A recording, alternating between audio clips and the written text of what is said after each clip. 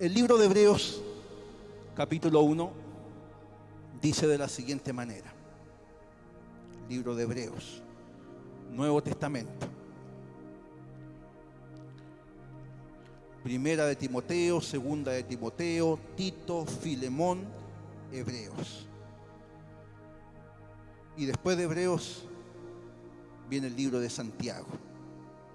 Pero nos vamos a detener en el libro de Hebreos, Hebreos capítulo 1. Amén.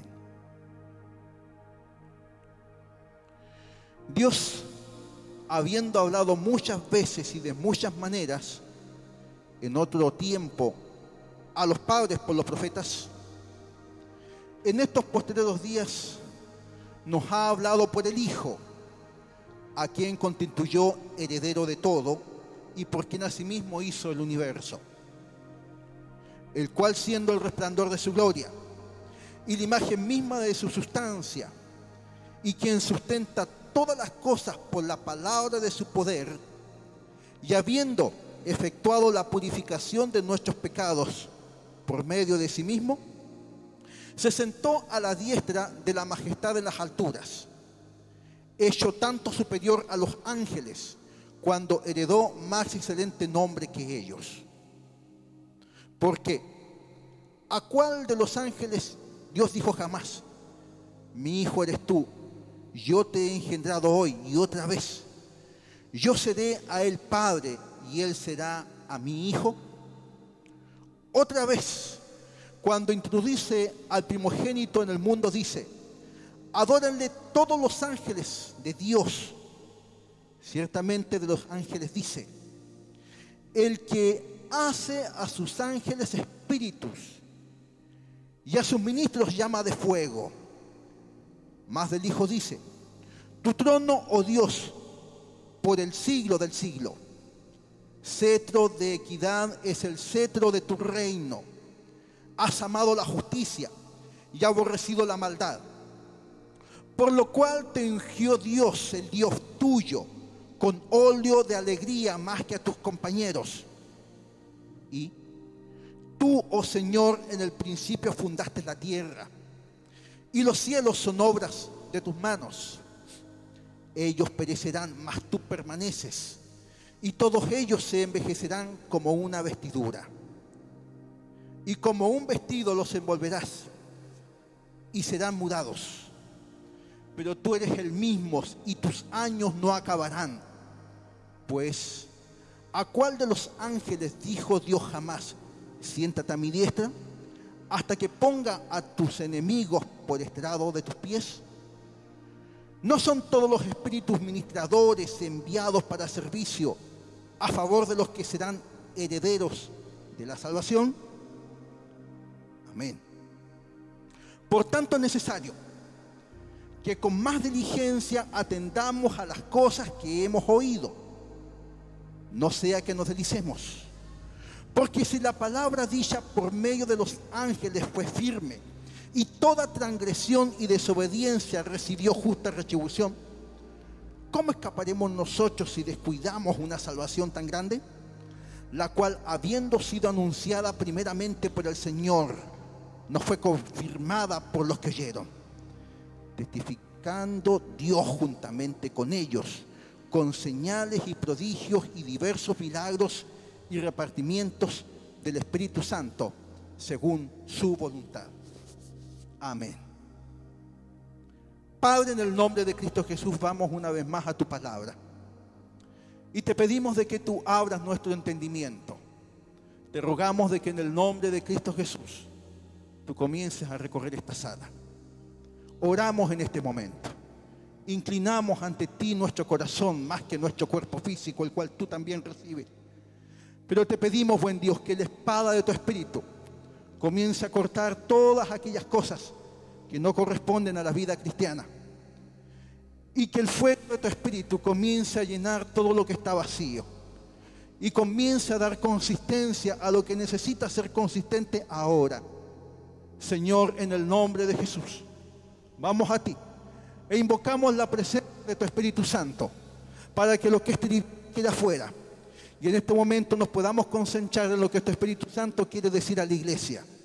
En el nombre de Cristo Jesús. Amén y amén. Amén. Si quiere aplaudir, hágalo para el Señor. Amén.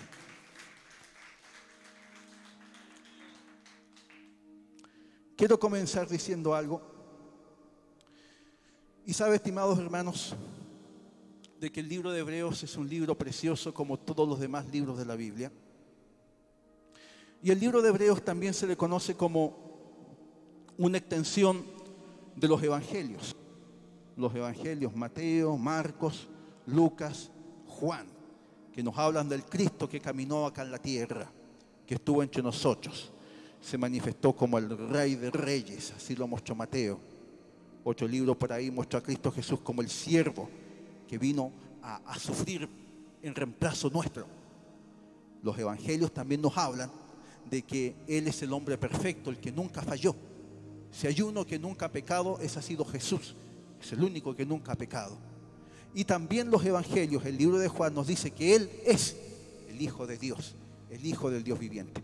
Todos estos libros, estimados hermanos, nos hablan de lo que Cristo vino a hacer cuando estuvo aquí en la tierra, cuando caminó entre nosotros. Se le conoce como los libros sinópticos porque hacen una sinopsis, hacen una síntesis de lo que Cristo Jesús hizo bajo diferentes puntos de vista. El libro de Hebreos es tan interesante porque también ahora nos dice lo que Cristo está haciendo arriba, ahora en los cielos, qué está haciendo allá. Porque el día que Él ascendió a los cielos, Él dijo, voy arriba a preparar morada. Y los años han pasado y la humanidad ha visto muchos hechos ocurrir, pero la Biblia nos dice que Cristo sigue trabajando y algo está haciendo allá arriba para nosotros. Así lo dice la Biblia. Además de eso, estimados hermanos, este libro de Hebreos también es un libro que la verdad de las cosas no se sabe quién es su autor. Algunos piensan que tal vez fue el apóstol Pablo, pero la verdad de las cosas es que no tiene un nombre que diga yo escribí esta carta, porque el apóstol Pablo acostumbraba a colocar su firma en los documentos que él entregaba. Y cuando no hacía, él entregaba evidencias y daba nombres de personas que compartían con él, y él tenía su estilo. Pero el libro de Hebreos no se sabe quién es su autor.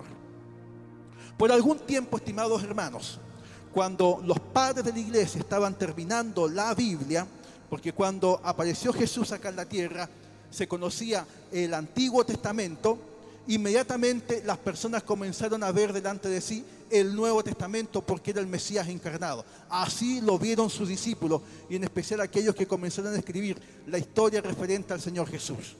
Los años pasaron, estimados hermanos, y los registros se fueron aumentando. Hubieron libros que al momento de cerrar el canon bíblico o la norma, hermanos tuvieron algunas dudas porque habían libros que no tenían un nombre a quien atribuirles escritura.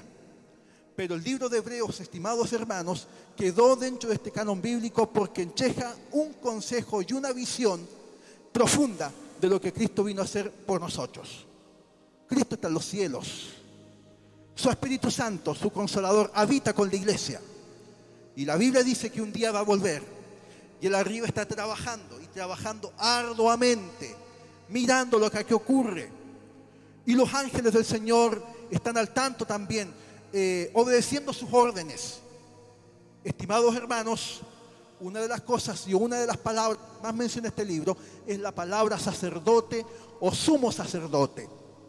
Cristo Jesús es el sacerdote número 1, porque Él es el quien va adelante de toda la iglesia. Por años, estimados hermanos, la historia de Israel fue una congregación o un grupo de gentes que eran llevadas por personas que llevaban adelante la fe y motivaban a la iglesia y a la congregación y a todas las personas a que tenían que servir al Señor e inclinarse ante el Dios vivo. A esas personas se les llamaba los sacerdotes. Y hoy en día ese oficio lo ha depositado en los pastores y de alguna manera también lo ha entregado a los jefes de hogar. Todo aquel que tenga un proyecto de familia tiene la misión espiritual de levantar a Cristo en su hogar. El hombre que no es capaz de levantar a Cristo en su hogar sabiendo que tiene que ser levantado, tiene que pedirle perdón al Señor, porque el sacerdocio no se está cumpliendo. Dios aquello lo mira con celo. A veces hay hombres que se avergüenzan de orar frente a sus hijos y otros no se dan el tiempo tampoco de juntar a la familia. Las hermanas que están aquí, que tienen cónyuges que no son creyentes, tienen que orar por sus cónyuges. No le estoy diciendo que lo dejen puerta afuera, no. Ustedes tienen que emprender una lucha en la cual ustedes tienen que santificar sus hogares. Hay mucho testimonio de esposas que han ganado sus familias para la gloria del Señor, pero eso quiere disciplina, entrega, confianza. El Señor nos invita a que los sacerdotes en las casas tienen que llevar adelante estas acciones y tienen que sobreponerse al cansancio. No es una cosa de sentir de que hoy día siento y mañana no siento, y de que hoy quiero orar y mañana no lo voy a hacer porque no estoy de ánimo. Estimado hermano, las cosas hay que hacerlas igual. Antes de sentarse a comer, usted tiene que elevar una oración al Señor. Quien no se tiene que olvidar es el hombre de la casa. No te puedes olvidar. Antes de salir a trabajar, tienes que orar. Después, si quieres, puedes trabajar. Pero primero tienes que orar. De esa manera tú estás estableciendo, estimado hermano, una comunidad de fe en su hogar. Y el nombre de Cristo está siendo exaltado. La palabra hebreo o hebreos es el nombre más nativo que recibió el pueblo de Dios. Hebreo era el primer nombre que se le dio a los judíos, a los israelitas. Hebreos viene de Abraham y así fueron conocidos los hijos de Abraham, allá lejos cuando no había todavía Antiguo Testamento, y Dios de a poquito comenzó a susurrarle algunas cosas, pero allí la gente que le acompañaban, sus descendientes, fueron conocidos por este epíteto, los hijos de Abraham o los hebreos. Con el tiempo, este mismo pueblo también fue conocido con otro nombre, que eran los judíos, porque venían de la tribu de Judá. Habían varias tribus en el pueblo de Israel, pero Judá era importante porque de ahí habría de venir el Mesías. Por lo tanto, el pueblo de Dios era conocido también como los judíos, o ellos hacían llamar los judíos, porque de alguna manera cada vez que mencionaban la palabra judío, soy del pueblo de Judá, ellos de alguna manera estaban tratando de recordar y transmitir a los más pequeños de que ellos esperaban una manifestación mayor en medio de ellos, el cual era el Hijo de Dios. Así, estimados hermanos, en la Biblia vamos a encontrar distintos nombres. Y también se les conoce como israelitas, porque hubo uno de los hijos de Abraham que fue fundado con ese nombre, refundado, Israel. Y de ahí en adelante también fueron conocidos como israelitas. Pero estas tres palabras en rigor apuntan a la misma idea. Cuando ustedes lean la Biblia, hebreos, judíos, israelitas, en esencia es una significación creciente de lo que Dios quiere hacer con el pueblo. Este libro de Hebreos, estimados hermanos, es un libro de importante transición, porque pasa que el tema de predicar la palabra del Señor no fue cosa fácil desde el comienzo, fue con mucha sangre. Hijos del Señor tuvieron que morir a causa de la palabra del Señor. Y abrirse espacio entre diferentes creencias tampoco fue cosa fácil. Ahora, por ejemplo, en este tiempo, hay choques de este tipo, pero aquí en este país estamos regalados. No hay los problemas que hay, por ejemplo, en el Medio Oriente, en donde usted quiere manifestar una fe, eso le puede costar la vida. Así es. Vaya a manifestarse como cristiano allá en las tierras de Irak, por ejemplo, o en Siria, o en algún país palestino. Eso le va a traer problemas. Y de hecho hay muchos turistas que de aquí viajan a Israel, pero viajan muy resguardados. Y cuando hacen sus tours ahí por Tierra Santa, hay todo por las partes que son lugares históricos donde Cristo caminó, son lugares resguardados por los soldados y por la policía para asegurar que la gente pueda hacer sus procesiones en paz. Y afuera de las fronteras, en los límites, estimados hermanos, hay gente también resguardando para que las personas que se hacen llamar cristianas puedan conocer aquel lugar. Yo no lo conozco. En algún paseo de iglesia capaz que vayamos. Me gusta decir eso. Pero es lejos. Es una broma, estimados hermanos. No nos hagamos ilusiones. Ahora, si alguien quiere ir y puede, hay un dicho que dice, el que puede, puede. Bueno, esa es otra cosa. Pero así es, estimados. Ahora, en estos tiempos, estimados hermanos, como en aquellos, hubieron problemas para llevar adelante la fe. Y una de las cosas que movió a este escritor anónimo a elaborar este escrito general para todos los creyentes que estaban fuera de la frontera, lidiando con otras creencias, algunos de ellos llevando su fe en silencio y tratando de obedecer igual la gran comisión de ir a ser discípulos. Lo hacían también con temor, con temblor, y esta carta les vino bien. Porque esta carta les decía lo siguiente: tienen que ser valientes y avanzar. Esta carta, estimados hermanos, entrega algunas advertencias para el creyente y que son transversales a todos los tiempos. Y una de ellas, estimados hermanos, una advertencia para el mundo cristiano es la primera, de que no miremos en menos la palabra de Dios. En este libro, estimados hermanos, está la mente del Creador.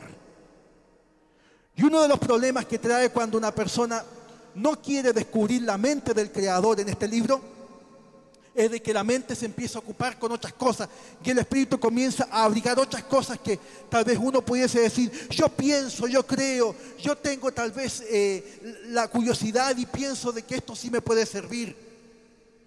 Pero sucede de que la palabra de Dios tiene el poder también para darnos una pauta de qué hacer y cómo comportarnos en el camino. ¿Qué es bueno hacer? ¿Qué cosas no son buenos hacer? Me acuerdo años atrás cuando tuve que ir a sacar mi licencia de conducir, me pasaron un folleto. Y ese folleto había que leerlo y estudiarlo, porque ahí hacen una pruebita para ver si uno estaba apto y conocía las normas del tránsito. Y parece que ahora los que quieran sacar licencia, del tiempo que viene, la cosa viene más estricta, tienen que leer más y estudiar más. Pero en aquellos tiempos, cuando yo saqué mi licencia, igual era un cuadernito. Pero lo que a mí me favoreció mucho al momento de la prueba, prácticamente no me fue extraño, porque fui tequeando y tal vez por ahí en algunas cositas poquitas me equivoqué, pero fue muy poco. Finalmente analizaba y pensaba, pero ¿por qué fui capaz de responder y no me fue desconocido? Porque sí habían otras personas que sí le tenían problemas y me preguntaban para que les soplara. De paleteado lo hacía. Pero me di cuenta de que habían personas de que habían cosas que eran elementales y no las sabían. Pero sucede de que mi papá en aquellos años tenía un auto y era chiquitito y siempre hubo un auto en la casa. Medio destartaladito, pero había auto. Entonces, de tanto andar en auto, de tanto ver señalética con él, me fueron enterando aquí. Entonces sabía que era un disco pare, que era un ceder el paso, los límites de velocidad, la línea segmentada, la línea continua con segmentada. Llegué a ese día y no se me hizo difícil. Entonces, estimados hermanos, cuando nosotros no amamos la palabra del Señor y no nos impregnamos de ellas, quedamos como desnudos. Y hay momentos en la vida en los cuales es necesario tomar decisiones. Decisiones en las cuales usted, estimado hermano, son tan íntimas que usted tal vez no va a tener al pastor ahí cerca para que le entregue un consejo, o no va a tener algún hermano de confianza para que le diga, porque hay rigores y circunstancias de la vida en que hay que ser rápido y decidir ya. Y si usted no tiene internalizado lo que Dios quiere para su vida, lo más posible es que se va a equivocar. Hay equivocaciones de distinto tipo. Hay equivocaciones que pueden hacerle pasar un mal rato. Hay equivocaciones que usted puede decir, no va a pasar nada. Pero hay otras equivocaciones que le pueden costar la vida. Hay otras que le pueden significar el gozo, la alegría de vivir. Por eso de que la palabra del Señor nos dice, advertencia, no despreciemos la palabra del Señor, porque en ella está la mente de Dios. También este libro nos dice, nos entrega una segunda advertencia, de que no basta solamente con conocer la palabra de Dios, sino que también hay que vivirla. Una cosa es saberse una ley de tránsito y partir como caballo desbocado, no respetando nada. Trae problemas eso. Hay mucha gente que ha perdido su vida en la carretera porque pensó de que podía avanzar y no respetar a su antojo. La mayoría de los accidentes ocurren por fallas humanas y un porcentaje más bajo y más mínimo ocurre por falla mecánica. La falla mecánica en rigor es una falla humana, pero directamente los accidentes ocurren por falla humana. Entonces, una cosa es saber la palabra del Señor y conocer lo que Dios quiere para usted. Y otra cosa es vivir de manera corrompida y que después usted se olvide, salga de aquí y usted viva a su manera. La clave es, estimados hermanos, de que usted tiene que vivir y tiene que hacer una conducta en la cual usted sea 100% Cristo. No cristianismo mezclado con machismo, ni tampoco cristianismo mezclado con feminismo, ni tampoco cristianismo mezclado con comunismo, ni tampoco cristianismo mezclado con materialismo. Cristianismo, solo Cristo y solamente Cristo. Eso es lo que dice la Biblia. Si quiere aplaudir al Señor, hágalo con libertad.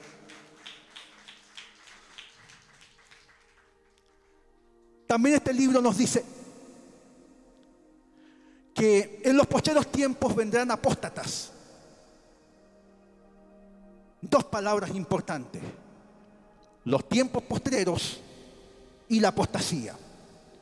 Dos palabritas que usted va a encontrar mucho en la Biblia. En algún momento una persona me preguntó, ¿cuántos son los tiempos postreros? ¿Cuándo se iniciaron o cuándo se van a iniciar? Porque se dice Cristo viene o Cristo va a venir. De hecho, estamos esperando esa profecía, estimados hermanos. Cristo tiene que venir. Irremediablemente Él va a venir. Así lo anunció. Los tiempos postreros, estimados hermanos, se iniciaron cuando Cristo Jesús se entregó en la cruz y cuando Él resucitó con poder y gloria. Ahí se iniciaron los tiempos postreros, porque el mundo conoció a Jesús, al Verbo hecho hombre. Pero una vez que resucitó, ya no fue más Verbo hecho hombre, sino que se transformó en el Cristo glorificado. El Espíritu de Dios hizo de que diera a luz esta profecía y que hasta hoy en día nos va siguiendo. Los tiempos postreros están frente a nuestros ojos y nuestro tiempo de gracia está inserto en aquellos tiempos postreros. La Biblia nos dice que también una de las señales de la venida de Cristo, de que Él está a las puertas, es de que vendrá un tiempo en el cual gobernarán los apóstatas. Un apóstata, estimados hermanos, es una persona que vuelve atrás. Ni siquiera estamos hablando de pecadores ni de gente que nunca ha escuchado la palabra del Señor.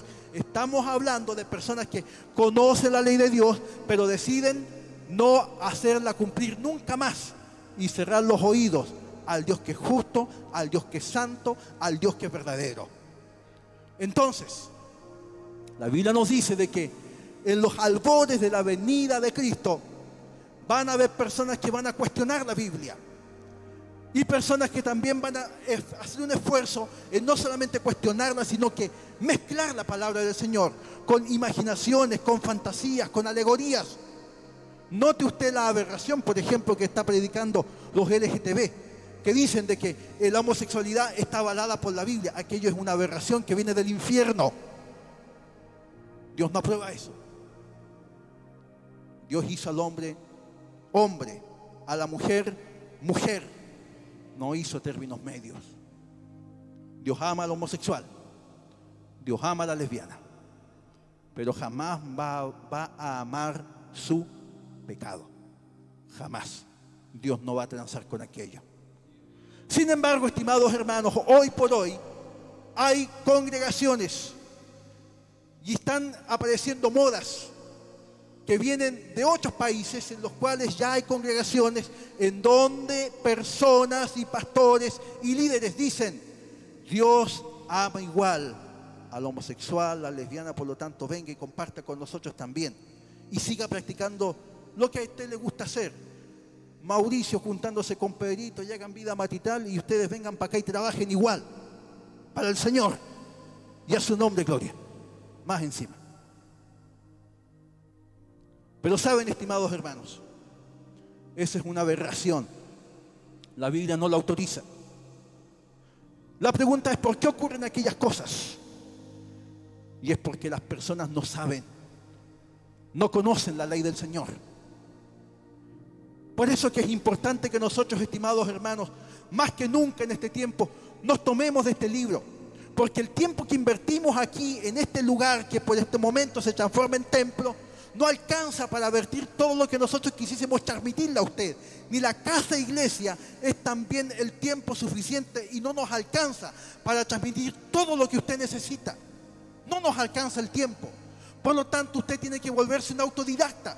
Tiene que ir a la palabra del Señor y leer libros completos y meditar en ello, para que el Espíritu de Dios sople sobre usted y usted sepa distinguir lo que es correcto de lo que es incorrecto. Ese es el plan del Señor. Este libro nos dice también de que para todos aquellos que no aman la palabra del Señor, corren un serio peligro. El que no ama la palabra del Señor está a un borde simplemente de no practicarla. Como no la ama, no la practica. Es como cocinar, es sencilla la fórmula. ¿A usted no le gusta la cazuelita? Bueno, hay dueñas de casa que igual la cocinan porque saben que hace bien. Pero yo conozco personas de que cocinan lo que les gusta nomás. No importa si aquello que no les gusta hace bien. Como no les gusta, no lo cocinan, aunque hace bien. Y así nos encontramos en este tiempo también, con personas que conocen la palabra del Señor y no la quieren hacer. Uno de los problemas de llevar una vida así está en esto, en que en algún momento el corazón de aquella persona se va a endurecer. Y cuando el corazón se endurece, estimados hermanos, no hay agujita que pueda entrar. Y en algún momento esa persona va a cerrar su oído y va a predicar contra el Dios vivo. Así lo va a hacer. Por lo tanto, la Biblia nos dice que en los posteriores tiempos vendrán apóstatas. No estamos hablando de uno o dos, muchos que conocen la Biblia, muchos que saben cómo caminar una iglesia, muchos que saben cómo orar, muchos que saben qué es lo bueno, qué es lo malo, muchos que saben cómo constituir una familia, han decidido abiertamente dar la espalda a Dios y vivir a su manera. Estamos viviendo tiempos de apóstatas. Porque lo lógico es de que al llegar aquí, este lugar estuviese lleno de gente que quisiera entrar. Pero no es la realidad. Y así ocurre en otros lugares. Damos gloria al Señor porque aquí al menos las banquitas están todas ocupaditas. Pero hay lugares, y hay pueblos, y hay ciudades, y hay barrios en donde templos están vacíos. Porque la apostasía entró. Y lo que quiere Dios de nosotros es que nos volquemos a Él con toda fe. Hay distintos tipos de fe. La Biblia dice de que sin fe es imposible agradar a Dios. Hay distintos tipos de fe. Nos ha hecho tan bien juntarnos con los hermanos que concurrimos a las reuniones de evangelismo, porque ahí nos preparamos y nos entregamos consejos mutuos para que nosotros poder ser más diligentes en entregar la palabra.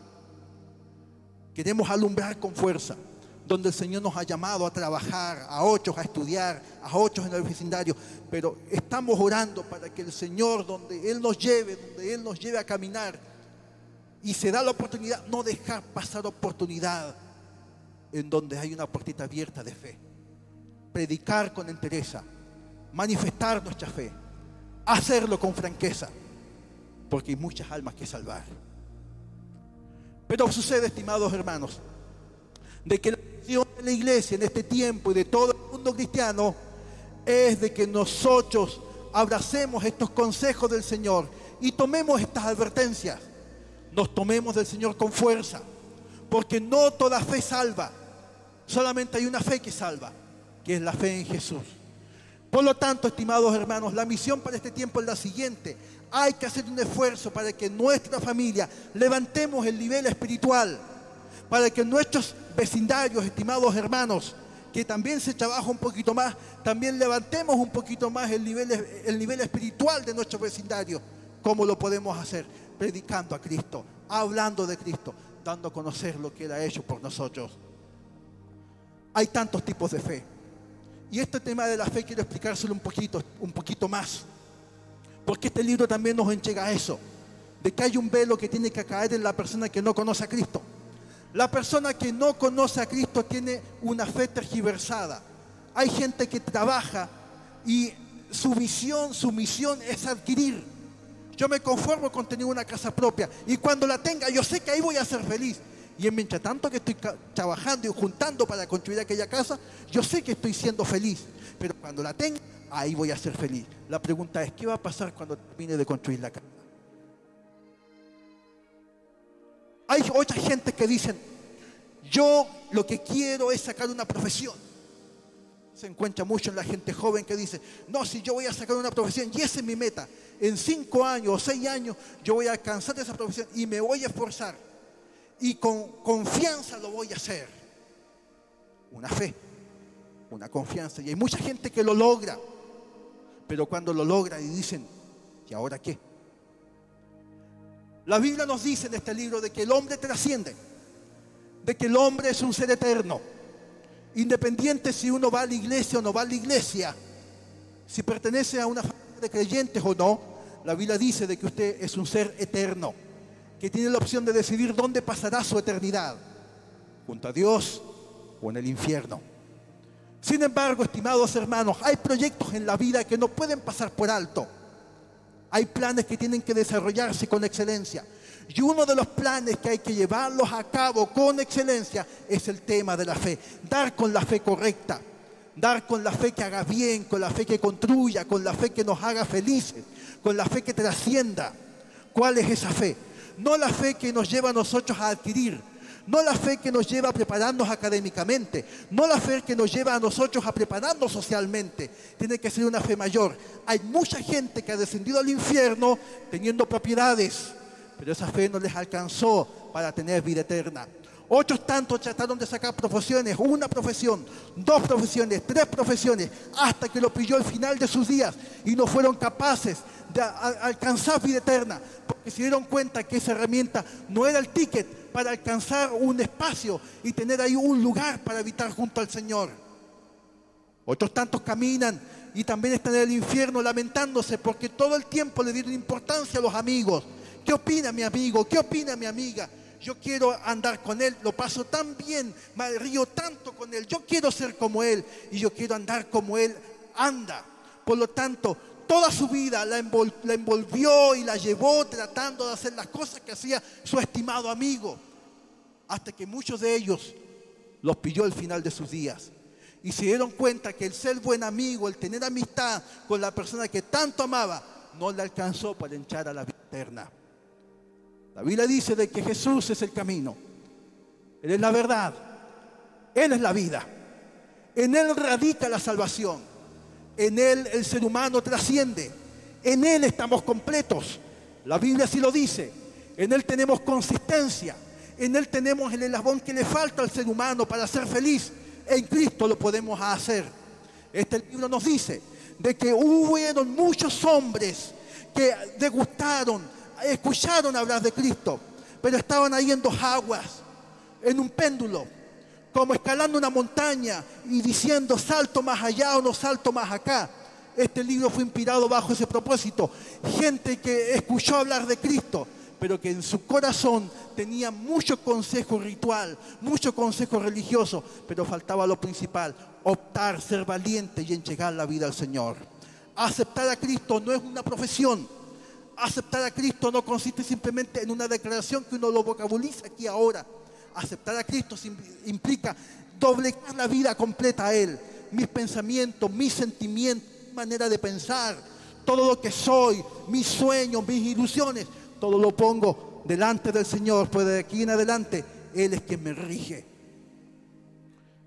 Quiero terminar con lo siguiente.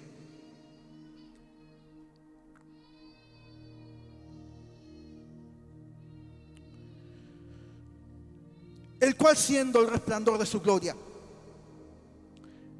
y la imagen misma de su sustancia, y quien sustenta todas las cosas con la palabra de su poder, habiendo efectuado la purificación de nuestros pecados, por medio de sí mismo se sentó a la diestra de la majestad de las alturas, hecho tanto superior a los ángeles, cuando heredó más excelente nombre que ellos. Quiero terminar con lo siguiente, estimados hermanos. Cristo es excelente. Cristo es formidable. Cristo es potente. Y sabe de que Él es el Señor de todo. Juan 1:1 dice de que en Él está la vida y que Él eternamente siempre ha existido. Él es por siempre. Y antes que viéramos lo que nosotros vemos, estos arbolitos, respiramos estos aires que tenemos aquí, la Biblia dice de que Cristo eternamente ya existía. Ojo de que hay religiones que ven a Cristo como alguien ser creado. Mentira del diablo. La Biblia dice de que Cristo eternamente siempre ha existido. Por lo tanto, si hay una cosa que en lo personal a mí me regocija, es cuando puedo ver la naturaleza. Y mi corazón vibra, mi corazón salta cuando veo, por ejemplo, una fotografía que he tomado con mi teléfono y puede expresar lo que yo estoy mirando. Y también he vivido frustraciones cuando he sacado una foto de un paisaje, la veo y digo, no alcanza a leer los colores que yo veo. No alcanzo a ver la forma de las nubes que yo estoy mirando. No alcanzo a ver el color del agua como yo lo estoy mirando. Pasa de que este Señor que vino y murió entre nosotros, resucitó y fue glorificado, la Biblia dice de que Él lo creó todo hermoso para llamarnos la atención y darnos a entender de que detrás de esto hubo una mano inteligente y Él es. Hay mucha gente que dice, ¿dónde está Dios? ¿Dónde está Dios? Y el problema no es de que Dios se alejó de ti. El problema es de que usted como ser humano se alejó de Dios y por eso no puede sentir su presencia. Alguno preguntará, ¿y cuándo me alejé? Mire, ni siquiera fue necesario que usted se alejara. Usted nació por herencia alejado. Pero tenemos un camino que es Jesús. Jesús. Jesús. Solamente Jesús. Solamente Jesús. Ahora sí vamos a orar. Póngase en pie. Vamos a orar. Gloria al Señor. En un breve instante más, el pastor va a estar orando por todos los enfermos y por todas las peticiones de oración que estén aquí en la sala. Pero en este instante quiero hacer una pregunta. Y para mí es necesario entender si esto que se comunicó acá adelante se entendió o no se entendió. Vamos a orar ahora, sí. Incline su rostro, vamos a orar al Señor, vamos a orar, vamos a orar, vamos a orar. Si quiere, levanta sus manos, porque estamos ante el Dios vivo, el Dios santo, el Dios poderoso, el Dios que es potente, que vive por los siglos de los siglos. Estamos ante Él. No le podemos mirar, pero la Biblia dice que Él está aquí. Sus ángeles nos acompañan. Nuestros ojos no están programados para mirar esa creación tan maravillosa. Muchos de ellos están en torno nuestro, protegiéndonos porque Dios los manda que así sea. Pero pasa de que nuestros ojos no lo pueden ver porque somos limitados, somos cortos de vista. Pero es necesario conocer al Señor, al Dios vivo, al Dios del fuego, al Dios eterno, al Dios poderoso, al Dios que te bautiza con su Espíritu Santo. Es necesario que lo conozcas.